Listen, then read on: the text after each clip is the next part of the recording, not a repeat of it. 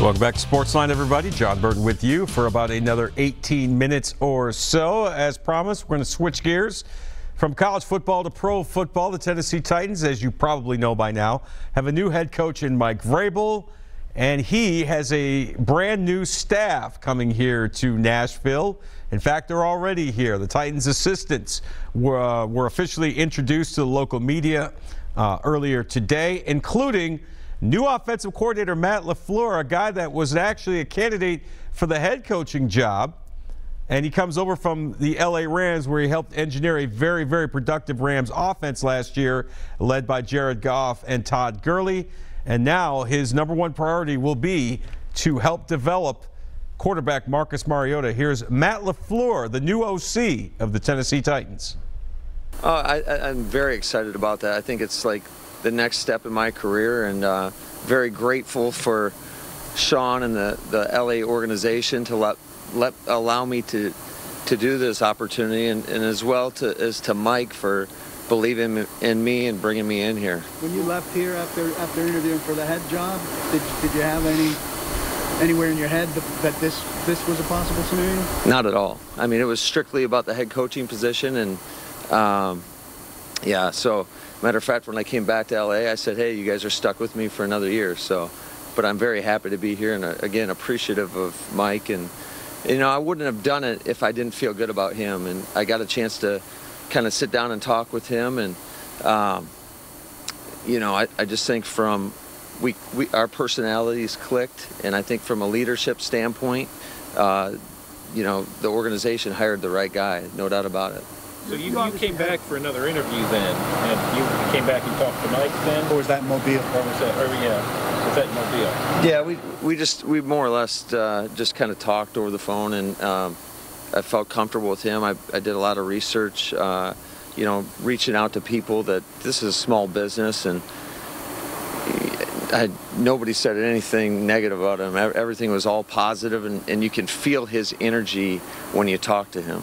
Obviously, one of the things that everybody in this organization is charged with doing is maximizing Marcus Mariota and his abilities to help him to take the next step. What are some of the things that you see out of Marcus that you like, and what are some of the things that you want to try and maximize out of him? Well, first, you get a chance to kind of get to know these guys when they're coming out in the draft process, and he's as stand-up. I haven't been more impressed with many other quarterbacks coming out in terms of his character, and you can tell that he's as coachable as they come. So I think that really stood out to me. But we're still kind of going through and trying to evaluate what exactly each one of these guys does well, and we're going to try to tailor our offense to our players' abilities. What's the balance between learning about a guy by watching film and then actually getting him on the practice field later in the year here? Well, you can see the talent that he possesses, and kind of one thing that we look for in quarterbacks is there's really three, I call them prerequisites to playing the position. Is number one, you got to be a natural thrower. You better be fearless in the pocket, be able to stand in there. And then the last one is just those intangibles. And I think he possesses all of those. And so some of the things that we'll work on with him is just, and you never know what a guy's been taught in the past, but we're going to be extremely detailed with his fundamentals and his footwork, and just because I think that leads to more consistent quarterback play. I know you're limited on what you can even talk about it now from a football standpoint. Well, what kind of like your initial conversation like with him, and how excited are you about moving forward with him? I just think it comes down to, I think our communication is going to be absolutely critical to all of our success here. So just kind of reiterated to him the importance of, hey, if there's something that you don't feel comfortable doing, I want you to tell me. And I know it's kind of against his nature because he's such a good person to I just don't want him to hold back on anything. How was that with Jared? He seems like another guy sort of. Did you have to work through some of that with him, you know, getting him to open up on what he likes? Yeah, I think it goes with all young quarterbacks, especially when you're a new staff. That was a process, you know, but towards the end of the year, he had no reservations. He would tell us exactly what he liked and what he didn't like. And, you know, in order for those guys, if they don't believe in something that you're doing, odds are it's probably not going to work. So you got to be on the same page. They are an extension of the coaching staff. How excited are you about the opportunity to call plays and kind of this be your show on the offensive side? Well, I'm very excited. I think this is something that when you get in the coaching profession, that's really, you're always looking for that next step. And,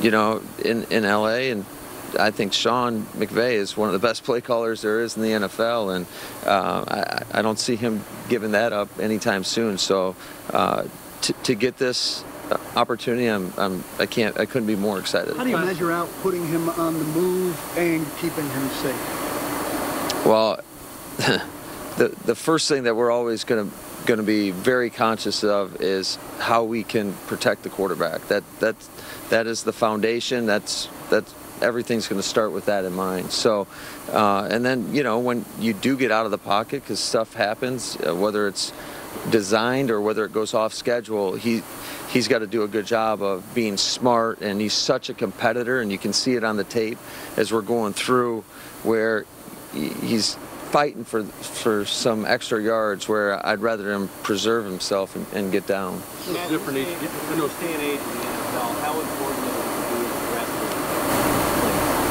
I think it's extremely aggressive. I think what a great example in the Super Bowl. You know, you had 2 4th-down opportunities. It's extremely difficult to dink and dunk all the way down the field. The defenses are just too good. I think if you look at statistically, the teams that are getting the chunk plays, the explosives, are the teams that are going to produce more yards, more points. And ultimately, the yards really don't matter. It's about points. So you got to score enough points. And you know, I've been fortunate in my career, I think, to be around some really good play callers, starting with Gary Kubiak, and then going with Kyle Shanahan, and then Sean McVay. And that was always at the forefront of our mind, is how can we create explosive plays. What were some of the things that you did last year, Matt, that you're most proud of taking the offense last? Yeah, I think just anytime you can flip it from worst to first in points, and I mean, I think it's only happened one other time in NFL history. I think that's something, and it takes everybody. It takes everybody on the staff, and it takes really the players, because ultimately this game is about our players, and they bought in. They were extremely coachable, and they went out there and executed. So it was a lot of fun to watch and to see them grow and see their confidence grow, because that's one thing I've found out in my time in the NFL is if you can develop some confidence with these guys, I mean, the sky's the limit. I know as far as the changes you implemented, if there's 1 or 2 things that stand out in your mind as things that help. I think just in terms of there's always going to be a foundation, and the foundation really starts with our running game and how we tie the pass game to our run game, because we want to keep the defense off balance. You got to keep them guessing, and if you have plays that we always say plays that start out looking the same that are different, it keeps the defense guessing. Matt LaFleur, the new offensive coordinator of the Tennessee Titans, talking about his decision to leave LA and to come to Nashville to work with Mike Vrabel. Obviously, a lot of questions about Marcus Mariota and his development and how he can help his development. So certainly all eyes will be on these two this spring and summer to see how they mesh going forward. Of course, Marcus Mariota coming off rather up and down season last year. More interceptions than touchdown passes. He, by his own admission, did not do well with his footwork, so that's something that he'll have to do, along with the new quarterbacks coach, Pat O'Hara, who we also spoke to today. You'll be hearing from him in the weeks ahead. I've only got one phone call all day, and it's the only guy I want to talk to. It's my buddy, 10-year-old Christian, who joins us now on Sportsline. Hey, buddy, how you doing tonight? Hey, I'm doing great. It's always great to be on here. It's great to have you, man. We're going to get you in studio real soon, and we're going to be hosting this show together. Still planning that out. What you think of the Super Bowl? I thought it was great. I was excited to see the Eagles beat the Patriots. The Titans not being in it, I've always been kind of rooting for the underdog in games when the Titans aren't in it. Mm-hmm. So, yeah, I kind of rooted for the Eagles, and they won.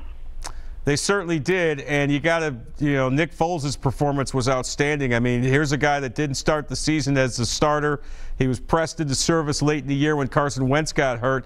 Just goes to show, right, that you always have to stay ready and be ready, because when your number is called, you got to perform, right? And he did. Right. It was amazing to see what athletic ability he had to do that trick play to catch the ball. Yeah. That was amazing. And being a second-string quarterback, that is outstanding, to go into the Super Bowl when you haven't played all season and get the job done. That was amazing. Yeah, it certainly was. And, a lot of people probably a little sick of seeing New England win Super Bowls. They started winning Super Bowls long before you were born, my friend. They were going for their 6th Super Bowl. What do you think about Brady and Belichick? Do you think they'll stay together and give it another go next year?